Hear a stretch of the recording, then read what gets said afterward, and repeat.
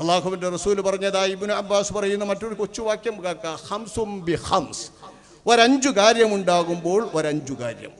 ഖാലു യാ റസൂലല്ലാഹ് വമാ ഹംസും ബി ഹംസ്, എന്താണ് അള്ളാഹുവിൻ്റെ റസൂലെ അഞ്ചിന് പകരം അഞ്ചെന്ന് പറഞ്ഞാൽ? അഞ്ചിന് പകരം അഞ്ചെന്ന് അവിടെ നിന്ന് പറയുന്നത് എന്താണ്? ഖാൽ, അള്ളാഹുവിൻ്റെ റസൂൽ പറഞ്ഞു, മാ നഖല ഖൗമുനിൽ അഹ്ദ ഇല്ലാ സല്ലത അലൈഹിം അദുവ്വഹും. ഒരഞ്ചു കാര്യം ജനങ്ങളിൽ വ്യാപകമാകുമ്പോൾ അതിലെ ഓരോ കാര്യത്തിനനുസരിച്ചുള്ള പ്രതികരണം എന്നോണം, അതിൻ്റെ ആപത്തുകളെന്നോണം അള്ളാഹുവിൻ്റെ ഭാഗത്തു നിന്നുള്ള ശിക്ഷണത്തിന് വേണ്ടിയുള്ള പരീക്ഷണങ്ങൾ വരും.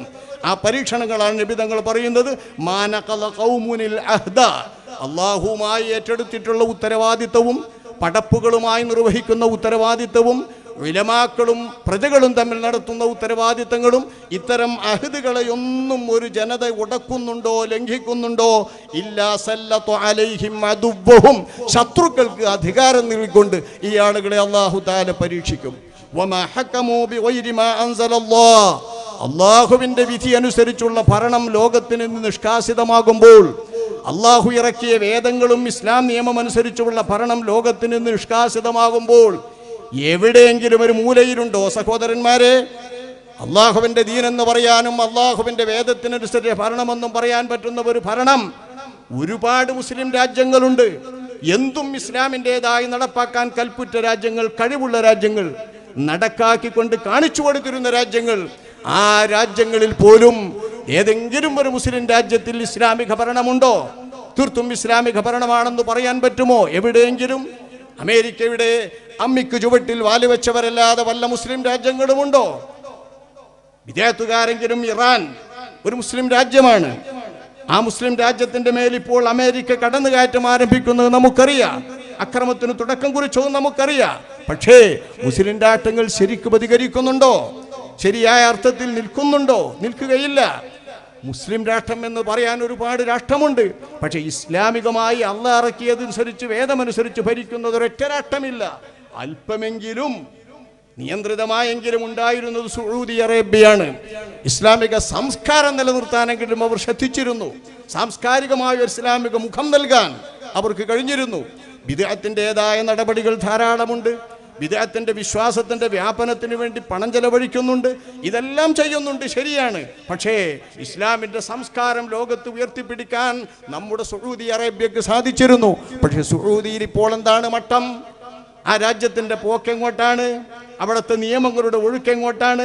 ലോഡ്ജിൽ പോയി ഇഷ്ടമുള്ള ആണിനും പെണ്ണിനും താമസിക്കാൻ പറ്റുന്ന പഴയ കാലത്തെ വ്യവസ്ഥകളൊക്കെയും മാറ്റിക്കൊണ്ട് ഇഷ്ടം പോലെ എവിടെയും ചെന്നുകൂടാൻ പറ്റുന്ന തരത്തിലേക്ക് വരെ ആ രാജ്യം മാറിക്കൊണ്ടിരിക്കുന്ന വാർത്തകളാണ് നമ്മൾ കേട്ടുകൊണ്ടിരിക്കുന്നത്.